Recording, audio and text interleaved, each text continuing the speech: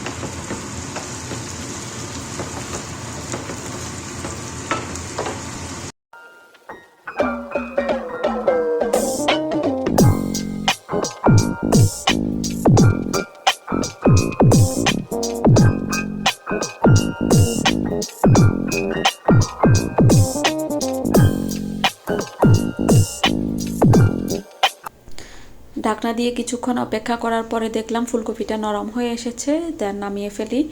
আর একটু লেগে গিয়েছিল, যার কারণে ব্রাউন কালার হয়ে গেছে নিচে দিয়ে। তো যাই হোক, এখানে হচ্ছে আমি পেঁয়াজ কুচি, ধনিয়া পাতা কুচি আর ফুলকপি মরিচ পরিমাণ মতো সেটা নিয়ে নিয়েছি। আর ফুলকপির মধ্যে যে কোনো কারণে শুকনো মরিচটা দিচ্ছি না, খুবই সামান্য পরিমাণে দিয়েছি। আর হচ্ছে কাঁচামরিচ ইউজ করব। ফুলকপিটা ভালো মতো চটকে নিয়ে নরম করে নিয়েছি আমি, আর সব কিছু মিক্স করে নিয়েছি একসঙ্গে। এখন হচ্ছে একটু সরিষার তেল দিয়ে দিচ্ছি, দেন আবার ভালো করে একটু মিক্স করে নেব। আর ফুলকপির ভর্তাটা আমি প্রথমবারই করছি, ফুলকপির ভর্তা এর আগে আমার করা হয়নি।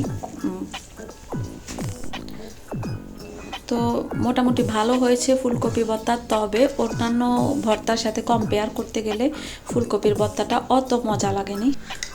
তারপর চলে যাচ্ছি আলু ভর্তাটা রেডি করার জন্য। ভর্তার জন্য এখানে আমি পরিমাণ মতো লাল পেঁয়াজ কুচি করে নিয়েছি, ধনিয়া পাতা কুচি করে নিয়েছি। আর এখানে এক পাশে আমি আলুটাকে ভালো মতো সিদ্ধ করে চটকে নিয়েছি।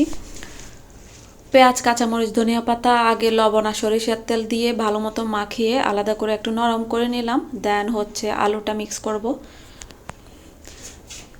এই যে আজকে যে কোনো একটা কারণে আমি শুকনো মরিচ দিচ্ছি না,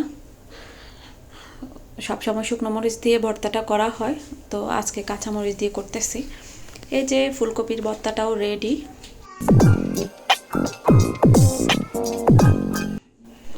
আজকে এখানেই শেষ করছি, আবারও কথা হবে নেক্সট কোনো ব্লগে। আল্লাহ হাফেজ, আসসালামু আলাইকুম।